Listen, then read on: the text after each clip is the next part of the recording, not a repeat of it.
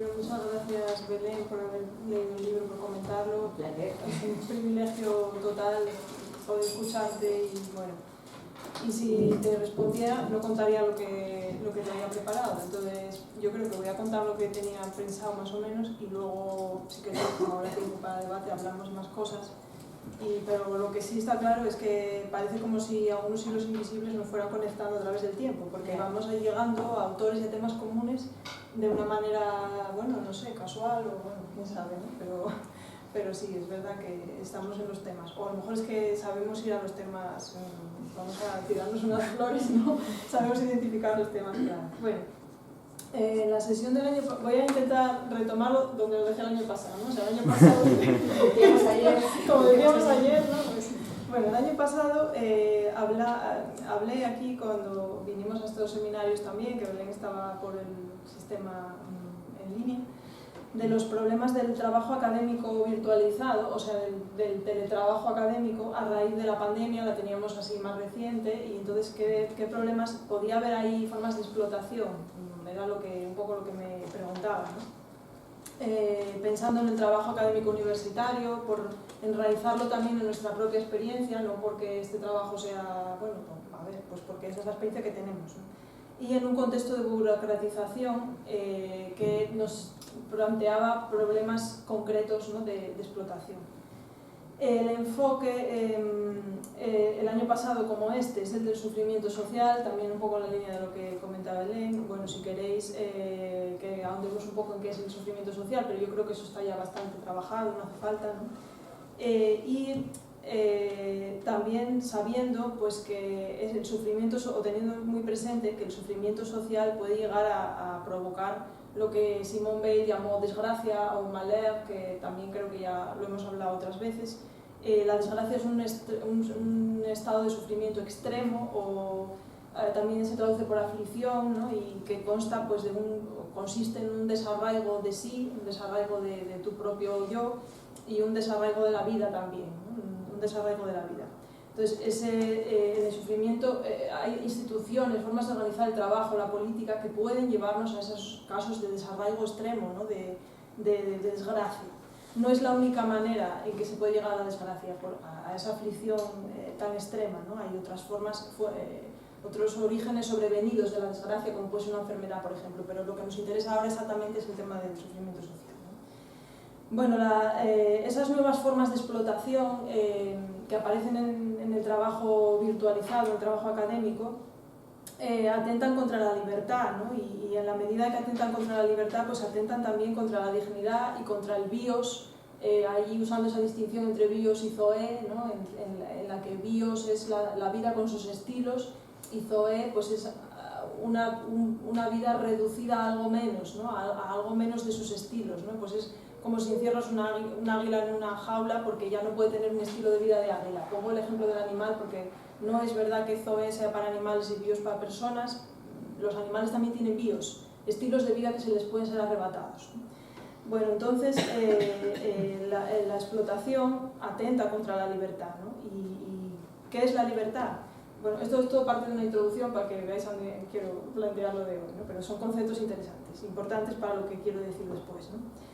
¿Qué es la libertad? Bueno, la libertad es una tarea. Esto hace poco que lo veía en un libro de Paul Preciado, lo cual nos llevaría por otras vías, pero bueno, que es interesante pensar la libertad como tarea, ¿no? Porque no es un punto de partida, no nacemos libres, aunque, bueno, la Constitución, pero no nacemos libres, ¿no?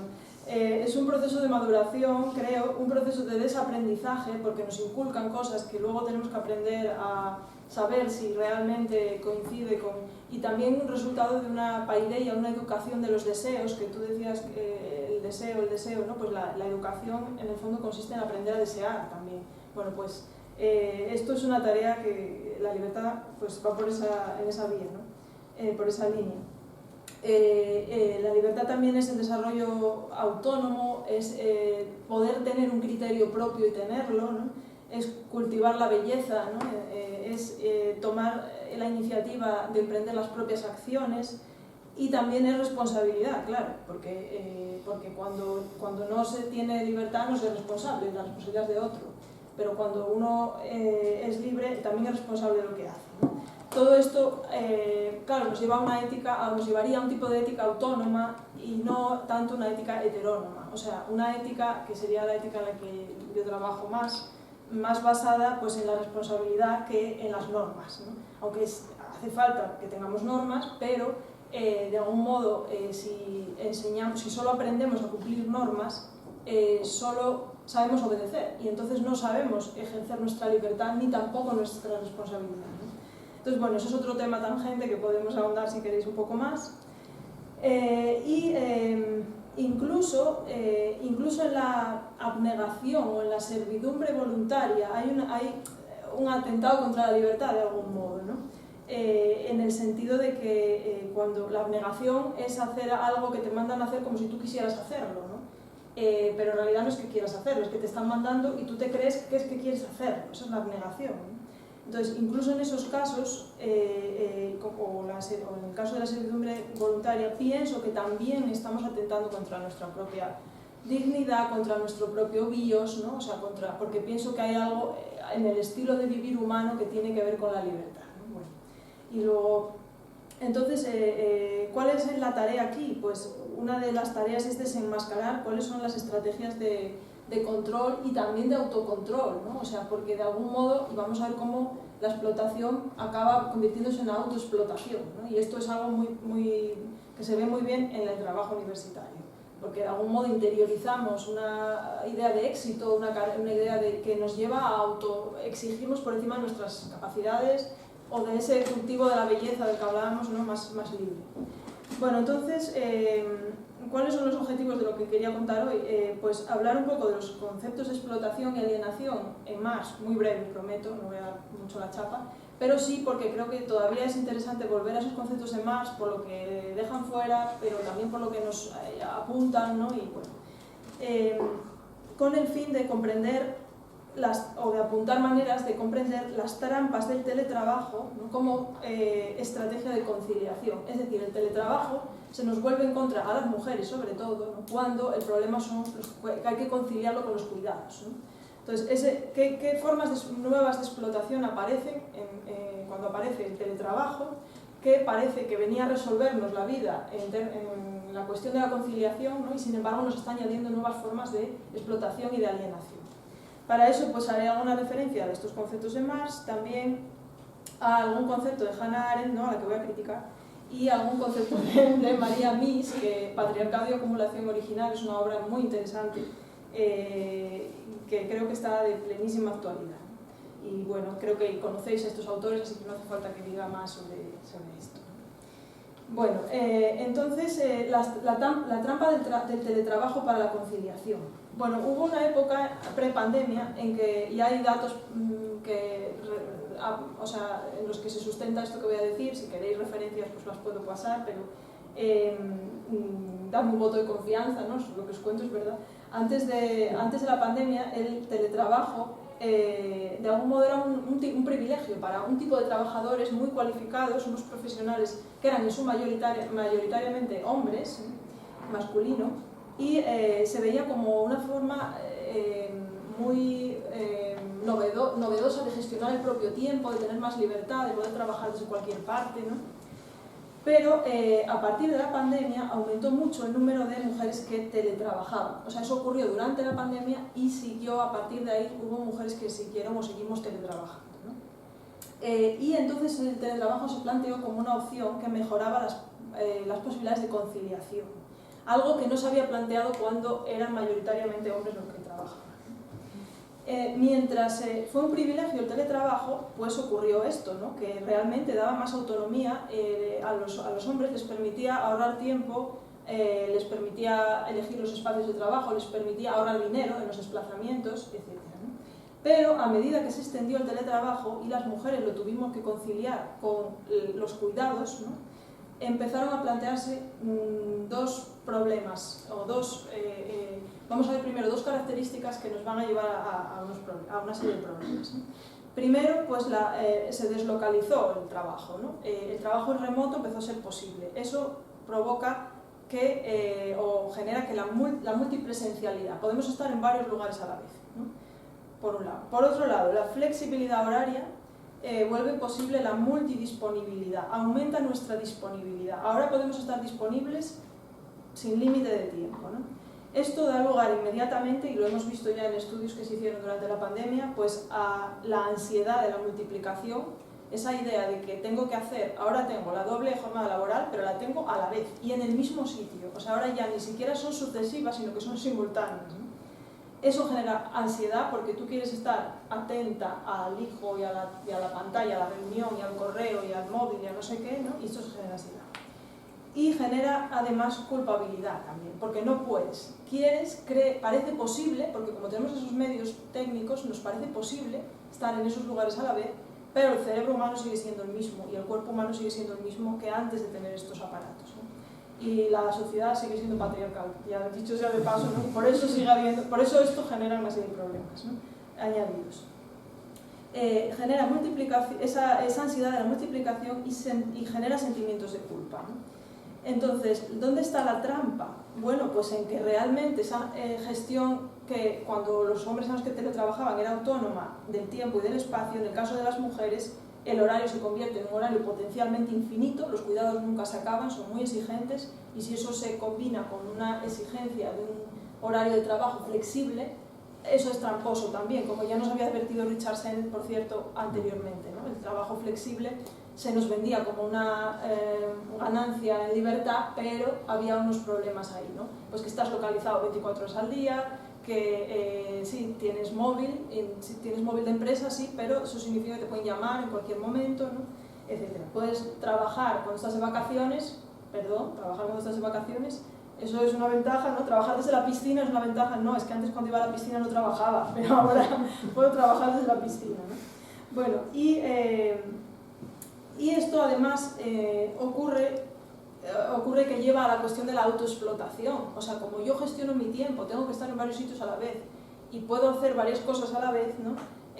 Tiendo a exigirme a mí misma más de lo que puedo hacer porque realmente no es posible. Y eso ocurre además en el caso de las mujeres y de los cuidados en contextos de soledad, de aislamiento social, porque estamos perdiendo los lazos comunitarios, ¿no?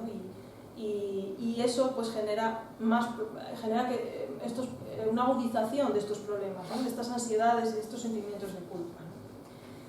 Bueno, esto como punto 1, ¿no? Como punto 2, entonces ahora alienación y explotación. ¿Qué son la alienación y la explotación? El concepto de alienación pues, es muy conocido, ¿no? La teoría marxista significa algo así como salir de lo propio o bueno, está el Entfremdung, pero Enttäuschung, Verleugnung, bueno, hay varias maneras son más o menos sinónimas, entrega a lo ajeno.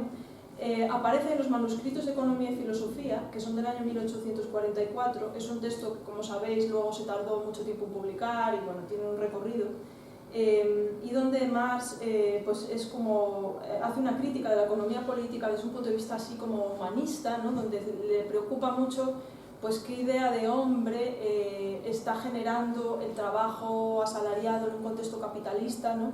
Qué idea de hombre o qué hombre, ¿no? Qué persona está generando ese tipo de trabajo, ¿no? Y cómo afecta la esclavitud, ¿no? Realmente es una situación de esclavitud, ¿no? Dice, el obrero produce, los productos de su trabajo le son extraños porque le son extraídos, expropiados, ¿no? Y además le son hostiles, se vuelven en su contra. ¿Por qué? Bueno, le son extraños porque el capital se lo queda el capitalista, ¿no? A cambio de un pequeño salario que apenas le da para sobrevivir, dice. Y entonces lo perpetúa como obrero, es decir, lo perpetúa como esclavo, lo perpetúa como un ser deshumanizado, ¿no? Y por eso es extrañamiento, ¿no? No se puede sentir como propio algo que te es expropiado y que encima se vuelve en tu contra porque te perpetúa una situación de esclavitud, ¿no? Entonces el trabajo niega al trabajador, dice Marx, y lo vuelve desgraciado, ¿no? Además utiliza esa misma palabra que coincide con no es el mismo idioma, ¿no? Pero recordemos el concepto de desgracia de Simone Weil que mencionaba antes, ¿no? Lo aliena de sí mismo, de su humanidad, ¿no? Se considera algo menos que humano porque no le permite ser libre, dice, ni más que en aquellas actividades propias que compartimos con los animales, como son comer, dice comer, no no sé si dormir, engendrar, y esto es interesante por otra cosa que voy a comentar después, y ahí que es donde, aunque esas actividades también son propias del ser humano, ¿no? Dice, no es ahí donde desarrollamos todo nuestro potencial humano. Nuestro potencial humano lo desarrollamos en nuestra actividad, ¿no? En lo que hacemos, que no es solo comer, dormir, engendrar. Y de esa actividad también nos aliena este tipo de trabajo, ¿no? Y también nos aliena del objeto producido. Ese es un tipo o sea, ahí también, ese también se nos vuelve en contra, ¿no? Se le vuelve en contra al obrero. El producto del trabajo le es ajeno porque otro se apropia de él, dice, mientras para otro es goce y alegría vital, ¿no? Para él, esto lo dice así Marx en esas palabras, ¿no? Para el obrero es dolor, ¿no? O sea, alguien se está apropiando de la energía vital de esa persona, ¿no? Para su propio goce, mientras que el obrero lo único que puede hacer es sobrevivir y el único espacio en el que es libre, entre comillas, es el del alimento, las necesidades básicas, ¿no? Bueno, ese acto de expropiación del que estoy hablando, eso sería la explotación. Hemos dicho alienación, bueno, explotación. El capitalista se apropia del rendimiento, de las capacidades y de la productividad de los trabajadores, ¿no? Y en eso consistiría exactamente la explotación. Marx utiliza esto para explicar las injusticias del capitalismo, esta teoría, ¿no? Dice que bueno, hay una inversión inicial de capital, ¿no? O sea, ¿cómo explicar que a partir de esa inversión inicial el capitalista obtenga un valor añadido, ¿no? Sobre ese capital, ¿no? Al ponerlo en funcionamiento? Bueno, porque se aprovecha de una parte extra, que es la plusvalía, ¿no? Del trabajo del obrero, ¿no? Ese plus tiempo de trabajo que aporta el obrero, ¿no? Sobre un tiempo necesario de trabajo que sería el necesario para mantener el capital, ¿no? Ese plus tiempo, ese tiempo extra, ¿no? Eso sería la plusvalía y ahí estaría el grado de explotación. Para entenderlo más fácil es la diferencia entre una cooperativa y una empresa capitalista. En una cooperativa se distribuyen todos los beneficios entre los miembros, ¿no? Pero en el caso de una empresa capitalista hay unos beneficios que se llevan los inversores, ¿no?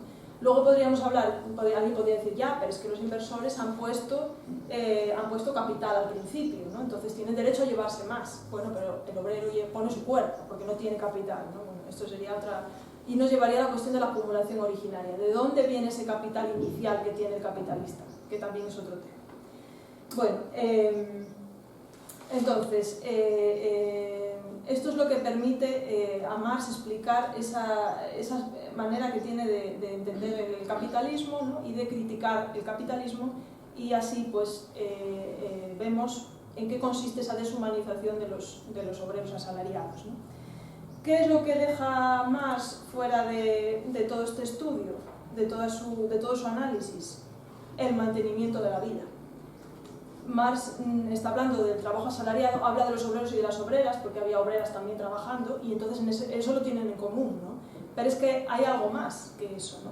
Él dice, cuando se refiere a lo de engendrar, comer y tal, se refiere como a esas actividades naturales que hacemos, ¿no? Pero, ¿qué pasa con los embarazos, los partos, las tareas de amamantamiento, de crianza, la atención a los dependientes, a los mayores, ¿no? Las labores, ¿no? Que Hannah Arendt llamó las labores? Todo eso no está incluido en la idea de... él ahí no ve explotación, porque no lo contabiliza, digamos, ¿no? La pregunta es, ¿hay explotación y alienación también en ese otro trabajo que Marx no consideró trabajo porque, porque lo dio por hecho, ¿no? Pero que sí es trabajo, ¿no? Porque también es tarea, si Hannah Arendt le llama labor, pero llamémosle labor o trabajo, ahí hay tarea, ¿no? Eso es un esfuerzo, eso cuesta un esfuerzo, cuesta mucho esfuerzo, ¿no? Bien, sí, hay autoras que han dicho, son alienantes, los cuidados son alienantes en sí, ¿no? Hannah Arendt, en cierta manera, luego es más complejo, pero en cierta manera piensa que la labor es alienante, ¿no? Simone de Beauvoir, cuando dice que la mujer en la sociedad patriarcal es definida por su servidumbre al hombre, pues dice, lleva una existencia degradada a la mujer, ¿no? Está sometida a la inmanencia, dice, no puede trascenderse. O sea, eso significa que esas labores a las que está sometida no le permiten trascenderse, ¿no? No le deja proyectarse, está reducida a funciones reproductivas, y la maternidad, dice, no es una manera de trascenderse. Eso no significa que Simone de Beauvoir rechace la maternidad. No voy a leer la cita por no alargarme mucho, pero tengo aquí la cita. Ella dice, El problema es que la maternidad es una trampa para las mujeres tal y como está planteada en una sociedad patriarcal. No significa que ella rechace la maternidad. Bueno, entonces, ¿puede haber alienación en el contexto de los cuidados? Sí, las mujeres están alienadas de sí mismas cuando no son consideradas del todo humanas, porque las mujeres, en la tradición de la filosofía, en la tradición del pensamiento occidental, la razón occidental no ha considerado a las mujeres como plenamente humanas, ¿no? Para empezar, se nos ha negado el logos desde el principio, ¿no? Desde el principio las mujeres no se ha considerado que tuviéramos logos, ¿no? Se ha considerado que estábamos pues, en el ámbito del mito, dicen algunas, en el ámbito de la naturaleza, ¿no? Pero la razón filosófica no se ha considerado como propia de las mujeres. Entonces, eso nos aliena de nosotras mismas, porque somos humanas, de verdad. Entonces, claro, cuando esa humanidad se te niega, eso te aliena a ti de ti misma, ¿no? Bueno, además, el fruto de la labor se esfuma. Eso lo dice Hannah Arendt, dice, tú estás una mañana entera cocinando, viene la gente, come y se acabó todo, allí no quedó nada. Es verdad, ¿no? Y se invisibiliza además la tarea. Como desapareció todo, parece como si nadie hubiera hecho nada, ¿no? No sé si alguna vez habéis oído a vuestras madres o abuelas decir, ¿por qué estaré tan cansada si no he hecho nada en todo el día? Porque la mía lo dice mucho, ¿no? Y no ha parado todo el día, pero ella siente que no ha hecho nada, ha estado limpiando, fregando, cocinando, todo se ha esfumado, no se ve, ¿no? Eso genera alienación, porque el producto es como si no estuviera ahí, ¿no? Y eso tiene que ver con la falta de reconocimiento de la tarea, ¿no? Vale, y explotación. También hay explotación en los cuidados, ¿no? Primero porque la tarea se infravalora, ¿no? Bueno, y ahora tengo que hacer una pequeña precisión en la manera de entender la explotación. Para mí, pues la explotación consiste precisamente en eso, en la infravaloración de una tarea, ¿no? Eso se inspira en lo que dice Marx, o sea, la tarea no está suficientemente pagada, porque si estuviera suficientemente pagada no habría capitalismo, según la lógica de Marx, porque claro, no habría excedente, ¿no? El capitalista no acumularía más capital, ¿no? Entonces está infravalorada la tarea, ¿no? Pero además la explotación incluye una sobreexigencia, o sea, es la incapacidad de reponerte. O sea, cuando trabajas tanto que no tienes margen para reponerte, ¿no? De ese trabajo, de ese esfuerzo, esa sobreexigencia también está contenida en la idea de la explotación, ¿no? Y además la servidumbre. O sea, no puedes organizar tu trabajo como tú quieras. Me da igual qué tipo de trabajo sea. Aquí Iris Marion Young, por ejemplo, habla del menial labor, del trabajo como que no es lo que tengas que hacer, es cómo lo haces, ¿no? Tienes que, imaginaros, tu tarea es fregar este suelo de esta sala, ¿no? Pero cuando se convierte en servidumbre es cuando te dice, tienes que empezar por allí, aprieta más la fregona, usa ese jabón, no, hazlo de la otra manera, lo estás haciendo mal, estás ensuciando en vez de limpiar. Eso se convierte en servidumbre, porque tú no puedes organizar tu tarea como tú con tu criterio de persona que piensa, ¿no? Y luego la disponibilidad. Tanto la alienación como la explotación tienen que ver con la disponibilidad. Cuerpos disponibles, cuerpos abiertos. Y esto se puede ver también con el tema de la explotación sexual, que no he hablado, pero explotación se puede dar, explotación laboral, explotación sexual y explotación de la naturaleza y los animales, que ese sería otro ámbito, ¿no? Entonces la disponibilidad, el estar totalmente disponible para otra persona. Y eso ya es esclavitud, claro. La explotación en su grado más elevado es la esclavitud, ¿no? La forma extrema de la explotación. Y luego puedo, si queréis, indicar alguna bibliografía también más sobre el tema de la esclavitud. Entonces todo esto, además, en el caso de las mujeres y de la maternidad en particular, viene envuelto muchas veces en una retórica moral del sacrificio y de la bondad ascética. Es que la madre tiene que sacrificarse y en ese sacrificio consiste la bondad moral, ¿no? Y eso incluye una negación de sí, porque sacrificarse es dar más de lo que puedes dar con capacidad para recuperarte, ¿no? Bueno, por ejemplo, Kollontai o otras autoras han hecho mucho hincapié en este tema de la negación de sí, ¿no? de las tareas de las mujeres, y esto también es la mística de la feminidad de la que habló Betty Friedan.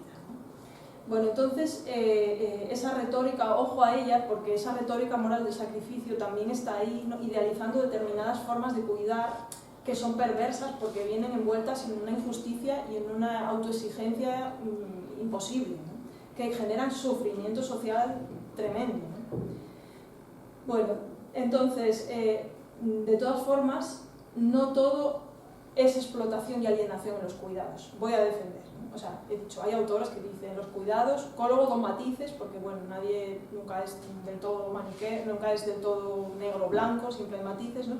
Pero a pesar de todo esto, de que todo esto puede ocurrir en la manera de cuidar y en los cuidados, voy a sostener que los cuidados tienen un cierto valor y también un valor moral, ¿no? También un valor moral. Así que yo creo que no estamos en desacuerdo en realidad. O sea, lo que decías que eso, bueno, luego es que no sé qué habré puesto en el libro, pero yo creo que no hay desacuerdo. Bueno, entonces, y aquí voy a tomar un par de ideas de María Mies sobre la labor, que me parece que a mí me ha iluminado muchas ideas que tenía por ahí flotando, ¿no? Estos conceptos de María Mies, ¿no? Ella dice, la relación de las mujeres con sus cuerpos no es, y aquí se refiere pues al cuidado, ¿no? El embarazo, el parto, el amamantamiento, la crianza, todo eso es el cuerpo al final, ¿no? Es cuerpo y cuerpo proyectado, ¿no? Y cuerpos que están juntos, que es en conflicto, en todo esto, ¿no? Esa relación de las mujeres a través de su experiencia de los cuidados, ¿no? y con sus propios cuerpos no es biológica, no es natural, en el sentido en el que Marx entendía la naturaleza, que es una distinción muy cerrada, ¿no? Naturaleza, cultura en Marx está como muy, bueno, es la filosofía clásica, no está muy marcada, ¿no? Es que no es así, ¿no? Es cultural, cuidamos de manera cultural, pero es que hasta la postura para poner el bebé a mamar es cultural, y lo es en las hembras de los primates también. Las hembras de los primates tienen que aprender, porque cuando están en jaula, en zoológicos, y no tienen experiencia de haber visto a otras hembras amamantar, no saben qué hacer con la criatura, la tienen así, que no saben ponerla al pecho, ¿no? Eso es porque tienen que aprender, tienen que ver a otras, ¿no? Es cultural, ¿no? Y eso significa que se aprende y que hay un conocimiento también vinculado a la manera de dar de comer, de criar, de parir, de todo eso, ¿no? Hay un conocimiento vinculado a eso, es decir, no es que instintivamente las mujeres ya sepamos lo que hay que hacer y eso no requiera no tengan una dignidad propia esos cuidados o un aprendizaje, algo detrás cultural. Y además hay variabilidad cultural también. Si fuera natural no habría variabilidad cultural, la crianza sería igual en todas partes, de algún modo, ¿no? Bueno, pues eso no es así, ¿no? Para Hannah Arendt, el ascenso de la labor, como sabéis, ella pensaba que de algún modo había supuesto una perversión del trabajo, ¿no? No sé si estos conceptos están así como claros o tal, pero bueno, no quiero alargarme mucho. La idea es que para ella ese ascenso de la labor lo podríamos traducir a consumismo, si queréis, para entendernos, ¿no? Amenazaría para ella el consumismo amenazaría el trabajo como producción de objetos que perduran en el tiempo frente a la labor, ¿no? Que reproduce la vida y no tiene un fruto o una producción, un producto tangible y que se mantenga, ¿no? Entonces es cierto que lo que Hannah Arendt llamó el ascenso de la labor, en sus términos, o sea, el consumismo, está amenazando hoy la reproducibilidad de la vida. ¿Por qué? Porque hoy el consumismo en el que estamos, ¿no? Está amenazando la sostenibilidad, ¿no? Por una cuestión de sostenibilidad, ¿no? La naturaleza no se puede reponer, la estamos explotando, con el mismo concepto de reposición, no se puede recuperar, ¿no? Estamos tomando más de lo que ella es capaz de darnos, ¿no? Fijaros, María Mies dice, tradicionalmente las mujeres, en ese aprendizaje que han adquirido cuidando, en una relación con la naturaleza y con los demás basada en el dejar y hacer crecer, ¿no? Dejar y hacer crecer, han tenido una relación con la naturaleza que no es violenta ni explotadora, ¿no? A través de esas relaciones de cuidado, ¿no? Esto es cultural, obviamente, pero es que también es político, contra lo que decía Hannah Arendt, entendiendo la labor no como algo que era prepolítico. Toda esa idea de que ese aprendizaje que tenemos ahí y que estamos despreciando, ahora ya no, porque cada vez desde las éticas de los cuidados se averigua más sobre esto, ¿no? Es crucial hoy en día, porque esos cuidados, ese dejar y hacer crecer, es el que nos permitiría relacionarnos con la naturaleza de una manera que no se basara en la explotación y en ese aprovechamiento como si fueran recursos infinitos, ¿no? Porque no lo son, son finitos, ¿no? Entonces, hay un aprendizaje que no podemos ni debemos despreciar, ¿no?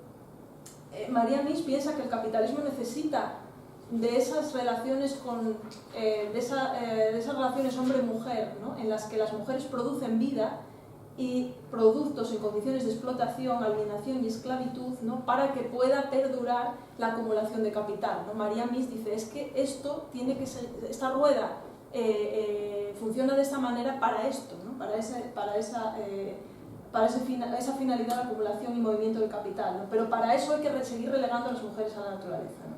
Mientras tanto, digo, es muy importante que nos fijemos en ese aprendizaje porque es lo que nos puede permitir hoy plantear alternativas, ¿no? A esa explotación de la naturaleza, ¿no? De esa manera la labor hoy, los cuidados, esa experiencia puede, fijaros, creo, emancipar al trabajo y a la política, ¿no? Al trabajo y a la política. La labor también es trabajo y negar eso pues supone no reconocerle su valor, ¿no? La labor, tal como la entiende María Mies, dejar y hacer crecer, podría emancipar al trabajo entonces y podría emancipar a la política, ¿no?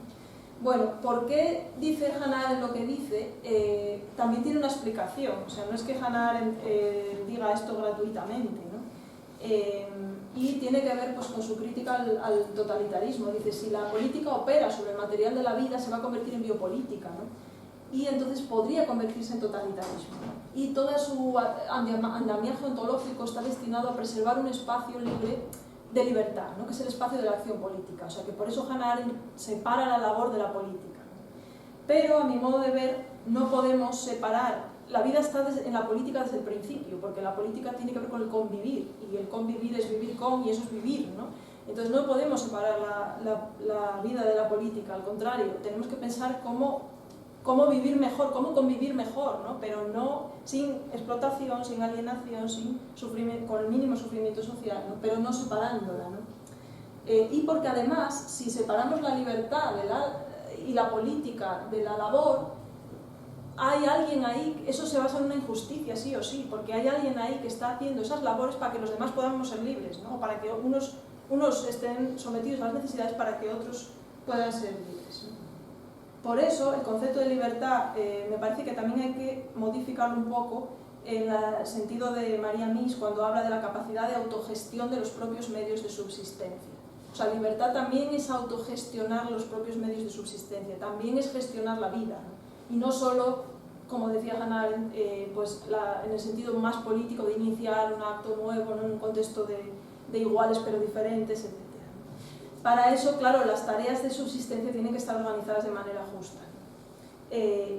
Vale, y la vida pues no puede estar fuera de la política, porque es que además en ese no estar fuera de la política es donde podemos encontrar maneras de vivir y de convivir y de relacionarnos con la naturaleza que si atendemos a la experiencia de los cuidados y de las mujeres, ¿no? Pueden permitirnos dejar y hacer crecer en lugar de explotar y apropiarnos en algo que está condenado al fracaso porque no vamos a ninguna parte así. Entonces, ya me he pasado, lo siento, pero bueno, dos conclusiones rápidas. Hay valor en el cuidado, igual que hay valor en el trabajo. Marx no negaba que hubiera valor en el trabajo. Lo que pasa es que decía, el problema es el trabajo alienante y basado en la explotación, ¿no? Pero el problema no es la actividad en sí, sino la alienación. El cuidado puede ser gratificante, es necesario, ¿no? Y se puede cuidar en libertad, eso es lo que tenemos que pensar.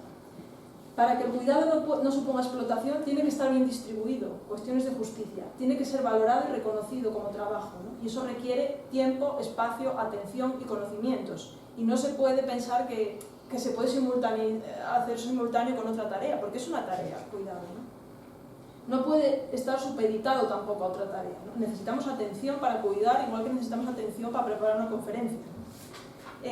Y para que no suponga alienación hay que mostrar sus frutos, ¿no? A lo mejor esos frutos de la labor, de los cuidados, no son necesariamente vividos como propios, ¿no? Igual que los que decía Marx, es que el obrero, el fruto del trabajo del obrero, el producto, no lo vive como propio porque se lo queda el capitalista, ¿no? E igual la lógica del cuidado no es la de la apropiación, pero entonces eso la vuelve más interesante todavía. Es que igual no necesito que el niño sea mío, ¿no? Mi propiedad para que... sentir que he cuidado del niño, ¿no? ¿Entendéis? Entonces, ese cambio de lógica es maravilloso, vamos a ver a dónde nos lleva, ¿no? Pero también hay que quizá reconocer que a lo mejor cuidar no nos vale para trascendernos. O sea, a lo mejor, como decía Simone de Beauvoir, no vale solo cuidar como tarea para todo. O sea, a lo mejor hay personas que, a mí quiero ir muy rápido y me atropello, ¿no? A lo mejor nadie debería dedicarse solo a cuidar, ¿no? Entonces hay que distribuir bien los cuidados porque todo el mundo tiene necesidad de trascenderse, ¿no? Lo dejo ahí. Y la multilocalización y la multidisponibilidad no van a resolver los sesgos de género que existen en el ámbito del trabajo y de los cuidados, sino que los están agravando.